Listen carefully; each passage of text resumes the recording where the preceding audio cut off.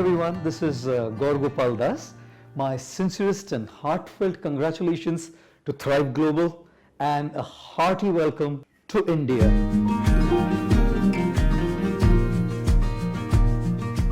You know, when I upgraded my career to be a life coach, I was an electrical engineer working with Hewlett-Packard, and here I was suddenly moving out of my white-collared Hewlett-Packard job to be a monk living in an ashram in a monastery, trying to be what's called as a life coach, and back then nobody even knew that word really, you know.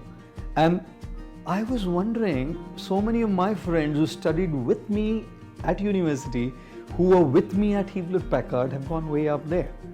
You know, many of them are CEOs and directors of leading multinational corporations in the Silicon Valley. I was wondering, how am I going to cope with this fear of missing out, FOMO, you know? And here's what I learned as a monk from the ancient spiritual heritage of this country, India. I learned the art of focusing on myself and my self-development. The more my attention is focused on others, I'm always going to think of what I'm missing out. I'm missing out on the nice car he or she has. I'm missing out on the nice looks he or she has. I'm missing out on the nice vacation he or she has. When I focus on others, the only emotion I'll go through is, I am missing something in life. On the other hand, if I learn to focus on myself, I'm not going to be looking at what I'm missing out. I'm going to be looking at what I'm being blessed with, the opportunities that I have. The more I focus on myself, the more I focus on self-development, I'm not going to be a victim of the fear of missing out. And the problem with social media today is we have made everybody's private life public. So you're sitting here in Mumbai and you're looking at a friend of yours having a great time in Singapore. So the more you're focusing on him in Singapore, you're not going to be able to relish your time in Mumbai. You have a friend who's a couple. They got married. It was their wedding anniversary. And the guy posts a picture with his wife, and, you know, like hugging each other and like blah, blah, blah, having a great time. And you're having a tough time with your wife. And man, this guy's having a great relationship. I'm missing out on that great relationship. Idiot. That's idiocy, because you don't even know that that guy and that lady who posted a picture of such a romantic gesture with each other had a horrible fight that afternoon. Ladies and gentlemen, we can only deal with this FOMO mentality effectively if we shift our attention and focus from others to ourselves. This is how I dealt with FOMO. If I would have focused on my friend in Silicon Valley, I would have thought, God, I'm missing something. Here I am, a life coach, reaching out to thousands, if not millions, trying to do my bit and completely satisfied with what I'm doing.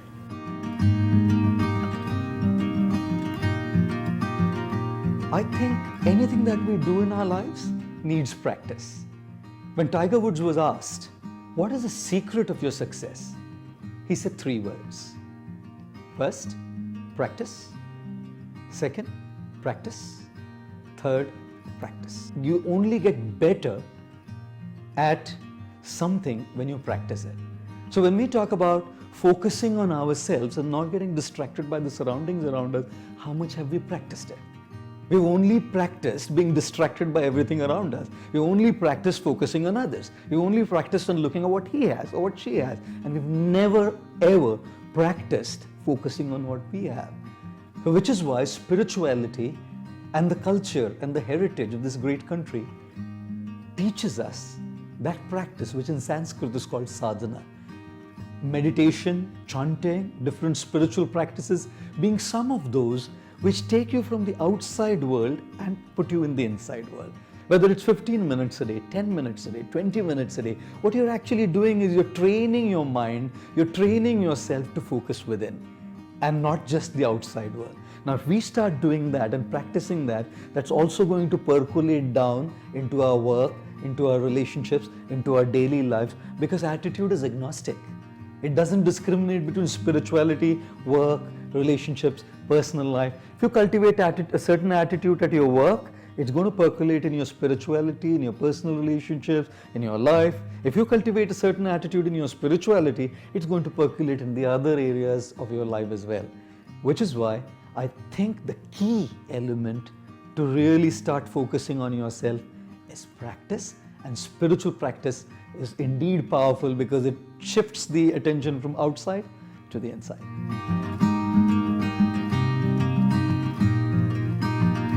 I think when we talk about stress, dealing with stress, here are the three things I usually recommend to deal with it. There are 3 S's.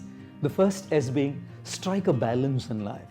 You know, all of us, we will have 2 components to our life.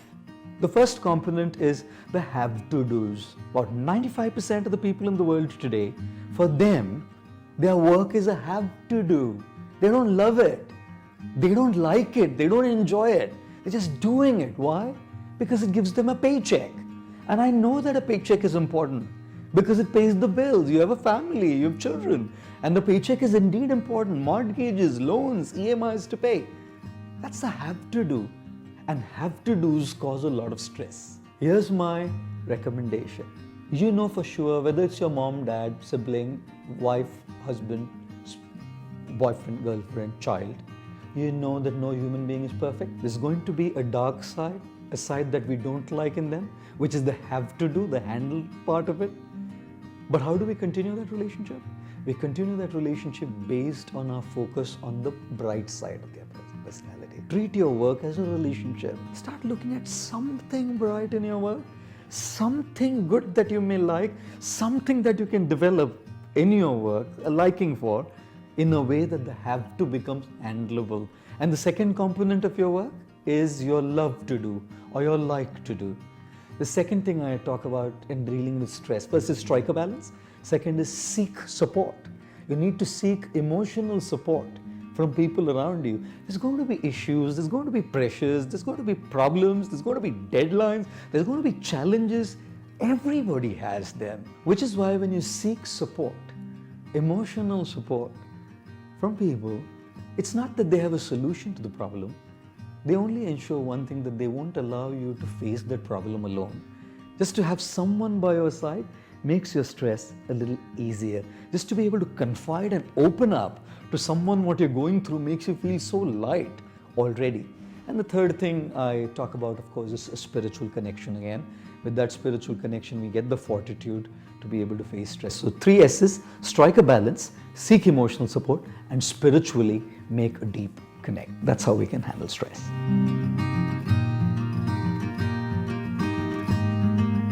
In a very generic sense, I feel that when we're talking about purpose, we are talking about making a difference. And you cannot make a difference in someone's life unless you've made a difference in your own life. You can only give others what you have. If you can make a difference to your own life, then you can lead a life of making a difference to others. And that is the generic understanding of purpose. But when it comes to purpose in terms of specifics, this is what I feel. Here are the 3 steps, 3 P's again. The first thing I say is, figure out what are you good at and what do you love doing. When I can find these 2 things in one, that's called my passion, the first P. The second P is when my passion can pay me. That's my second P, it's called my profession. My passion becomes my profession when my passion starts paying me. The third aspect is when that profession you have can start contributing and making a difference in the lives of someone beyond a paycheck, beyond promotions, beyond money. All that's a necessary aspect, but beyond that, that's called the third P, which is our purpose. So when passion pays you, that becomes your profession. When profession contributes and makes a difference, that's called your purpose.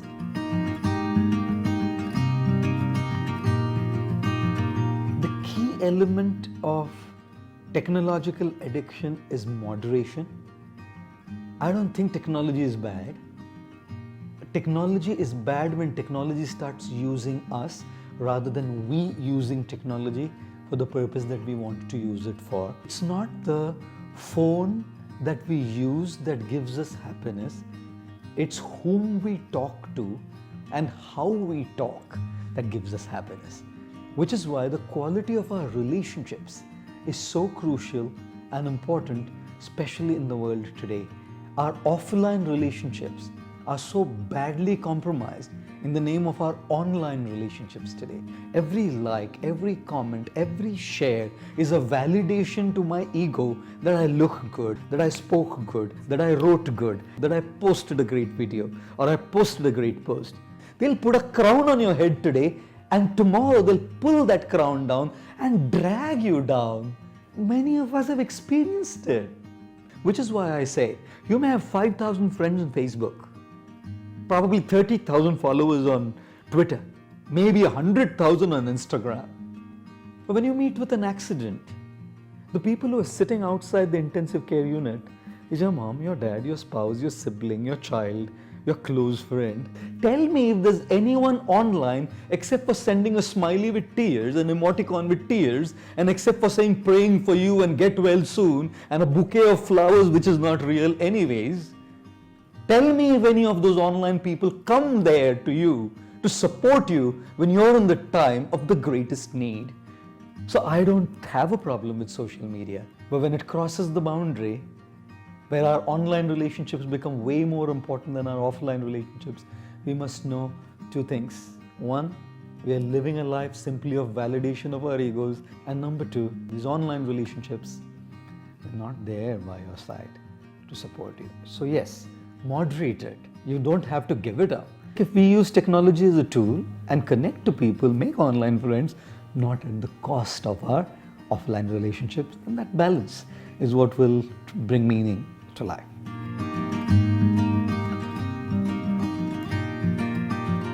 We need to start living a life of awareness. We have to start becoming conscious of which area of my life needs attention. We live such a mechanistic, routine, autopilot life that we are not even conscious of what needs attention.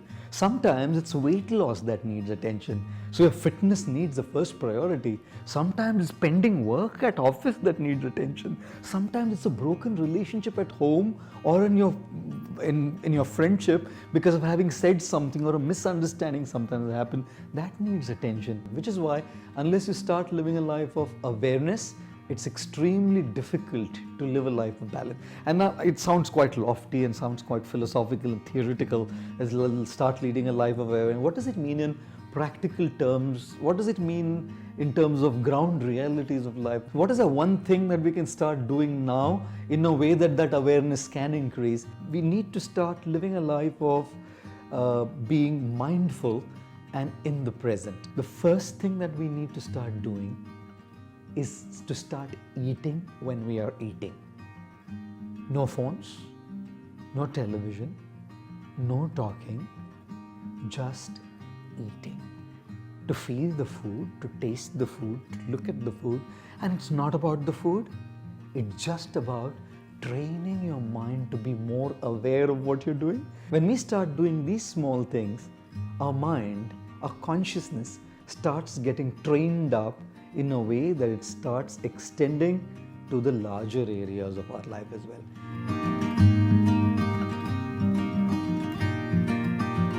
Three things again. The first thing I talk about is our exchanges with others. When we talk about our exchanges, Jim Rohn, he said, we are the average of the 5 people whom we spend the most time with. So who are you having the most exchanges with? Those 5 people are so crucial because their values, their beliefs, their lifestyle is going to influence yours. Choose your company rightly if you want to be a life coach. Secondly, it's not just about exchanges. It's about listening to, hearing from, reading about experts in life. There's so many videos and so much material available online today. There's so many books written in the arena of life. And the third, when you hear from these people or read what they have written, the experts, then look at the principles, the elements that they have shared. How would these elements and principles be applicable in your situation? So when you apply those principles slowly in your life, the third E is experience. Now when you gain that experience, you become a life coach for yourself because you get the discretion, what to do, what not to do. And then slowly you can also start acting as a life coach to others by now moving from experience to becoming an expert for them so that they gain their experience. So when I talk about being a life coach, here are the three things, the three E's. The first E is your exchanges, number two, experts, and third, once you have heard, read, start applying a few of those principles to your specific situations, develop your own, gain your experience, coach yourself, and coach others.